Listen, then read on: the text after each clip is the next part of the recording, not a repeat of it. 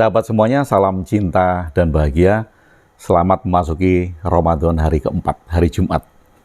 Hari ini saya akan melakukan perjalanan ke Jogja, jadi kemungkinan video-video ke depan akan saya buat di jalan atau di Jogja atau di tempat-tempat yang saya singgahi ketika saya ingin mengcapture sebuah cerita sederhana dalam bingkai inspirasi. Karena segmen teman sahur dan buka ini memang untuk bercerita hal-hal yang ringan yang mungkin bisa kita petik hikmahnya atau menghibur, paling nggak menghibur lah, sebagai tontonan untuk mengisi waktu ketika sahur atau buka puasa. Tadi saya teringat tentang apresiasi. Apresiasi itu bentuk penghargaan kita terhadap sesuatu. Dulu di salah satu video saya pernah bercerita bahwa kalau kita naik pesawat, sebagian besar apa yang kita temui itu adalah penumpang yang meminta haknya. Kalau dulu itu zaman koran ya, karena belum ada media sosial, belum ada handphone yang marak untuk dibaca tentang berita digital. Zamannya koran itu ketika penumpang naik pesawat yang dicari pertama kali ketika dia bertemu dengan kru pesawat itu adalah koran. Bukan menjawab sapaan selamat pagi, selamat siang, selamat malam. Tapi meminta hak. Haknya adalah baca koran. Nah, sama ketika kita pergi ke satu tempat, di mana tempat itu memberikan servis. Bisa tempat makan, bisa servis umum, public service. Kadang-kala yang kita lihat itu adalah kesalahan. Dan kita jarang sekali memberikan komplimen atau memberikan apresiasi. Terima kasih pelayanannya yang baik, terima kasih atas servisnya yang memuaskan, terima kasih atas kebersihan tempat ini dan segala macam. Tapi yang kita lihat itu hal-hal yang tidak berkenan walaupun kecil. Dan kita senang sekali komplain. Walaupun ini nggak semua ya, kalau saya menyebut dengan nama kita itu mungkin Anda yang mendengar, lo aja kali, bukan gue gitu. Jadi ini hanya istilah aja. Memang tidak semua, tapi paling tidak ini bisa kita jadikan refleksi apakah kita itu lebih sering memberikan apresiasi atau kita lebih sering komplain. Lebih sering untuk menuntut. Lebih sering untuk mempertanyakan. Daripada kemudian kita memberikan penghargaan. Oh, kamu bagus loh kerjamu. Oh, kamu sudah memberikan sikap yang tulus. Oh, kamu sudah menolong. Oh, terima kasih atas bantuannya. Terima kasih atas pemberian dari servis yang bagus dan segala macam. Tapi kadang yang kita lihat itu, walaupun itu kecil, itu adalah komplain. Kita menuntut. Nah, saya nggak tahu ya, apakah ini disebabkan karena kita dididik untuk itu. Ya mungkin sebagian orang dididik untuk melihat hal-hal yang kurang. Sehingga yang terjadi adalah tuntutan. Lain halnya ya, kalau kemudian dia dibesarkan dalam satu keluarga yang dari kecil itu diajarkan role model yang ada dalam keluarga itu adalah memberikan apresiasi atau menghargai. Jadi sedikit apapun, dia bisa melihat penghargaan. Nah, ini nggak ngerti apakah ada miss di dalam cara mendidik tentang komplain dan apresiasi ini, atau ada kesalahan di mana? Apakah di sekolahan dari mulai tingkat dasar kemudian dilatih tentang apresiasi ini atau tidak? Nah, ini mungkin yang perlu kita lihat bersama-sama.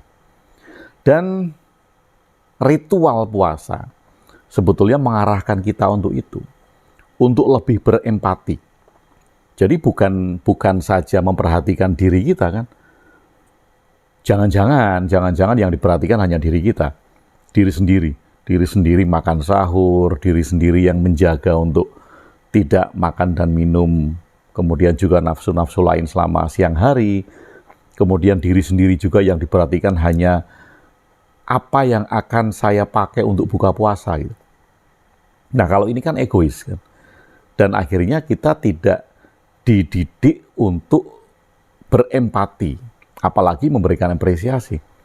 Berempati itu kan karena kita merasakan bahwa oh iya ya kalau lapar seharian, apalagi bekerja di jalan panas gitu, oh rasanya kayak gini ya. Berarti orang-orang yang kekurangan, orang-orang yang berpanas-panas ria dan mereka tidak bisa beli makan di siang hari, itu perjuangannya sehebat ini ya.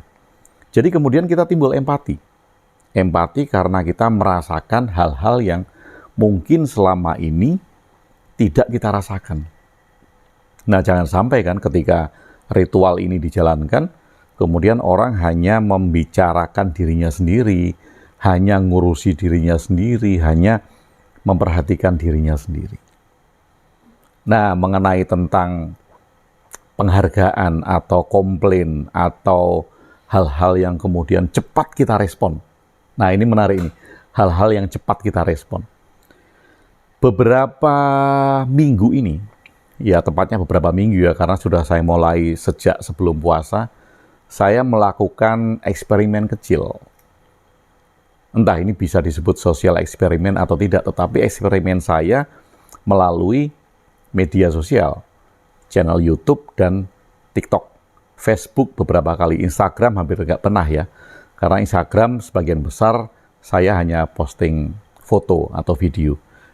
Tetapi yang paling banyak adalah TikTok, Facebook, dan YouTube. Eksperimen apa yang saya lakukan dan saya ingin melihat apa atau goal apa yang akan saya capai dalam membuat eksperimen ini. Sebetulnya ini bukan tentang benar dan salah, karena memang tidak ada yang dikatakan benar dan salah dalam sebuah perilaku yang sangat umum. Nah, ini tentang saya sendiri ingin melihat apa sih sebetulnya yang paling cepat direspon oleh netizen atau oleh masyarakat. Jadi ketika saya posting di TikTok terutama, saya akan posting beberapa hal dalam waktu yang sangat dekat. Dulu di Facebook juga ya kan, Facebook sekarang sudah saya kurangi. YouTube nggak bisa karena jarak bikin video ini terlalu padat, ngeditnya juga akan lama, postingnya juga akan lama. Jadi yang paling enak itu di TikTok. Karena lewat fitur videonya dalam 1 menit itu sudah jadi. Sudah langsung posting gitu. Jadi saya bisa bereksperimen dengan beberapa video yang saya posting dalam waktu yang berdekatan. Nah, apa saja video yang saya posting itu? Yang pertama adalah video karya.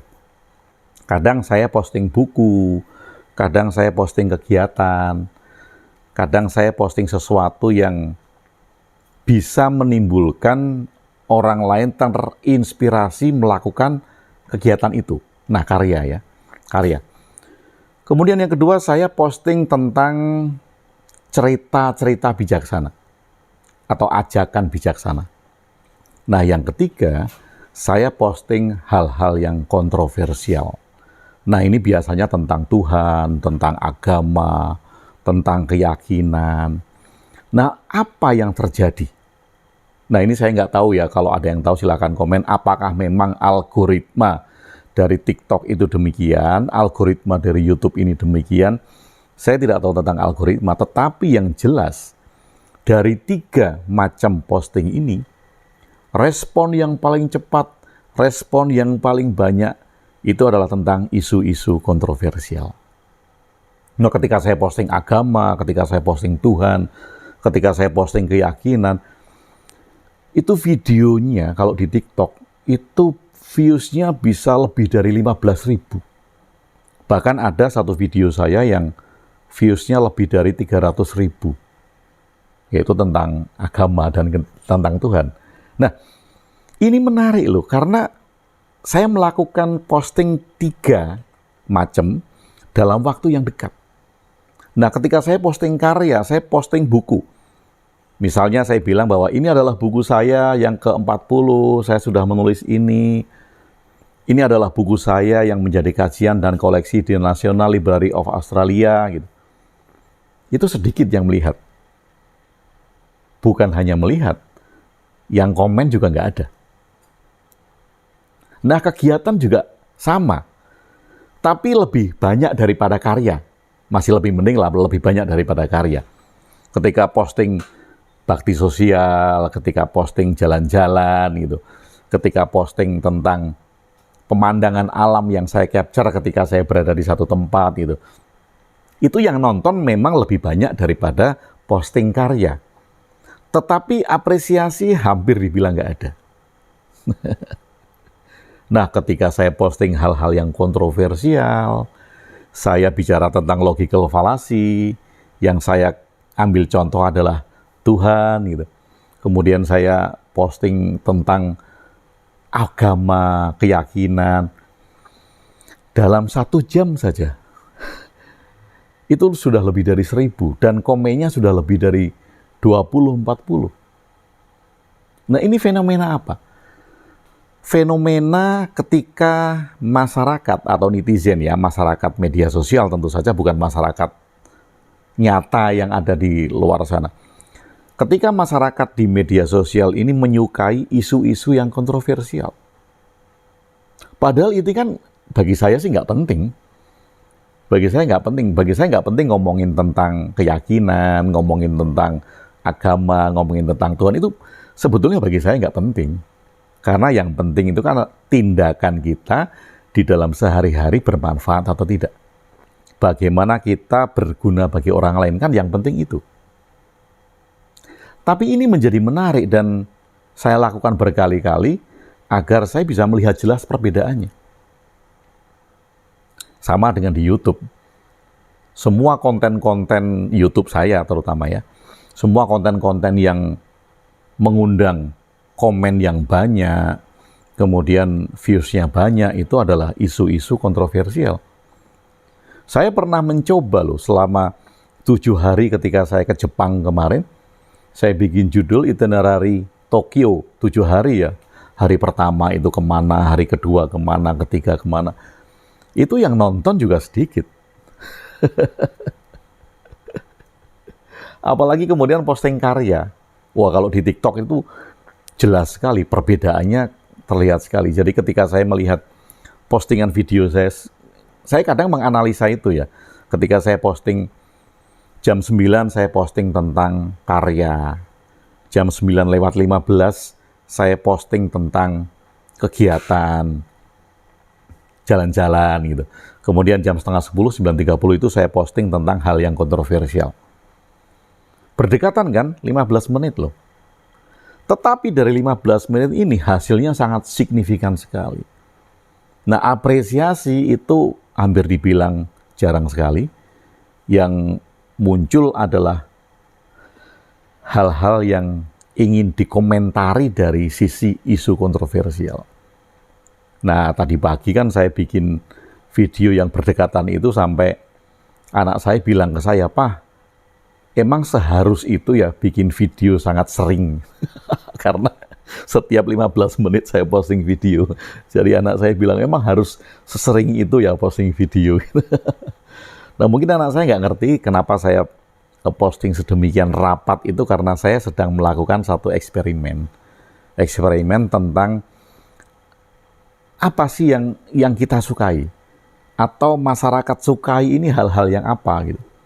Sama sebetulnya kan kalau acara-acara tentang penghargaan, kalau dulu di televisi, itu kan jarang sekali yang melihat.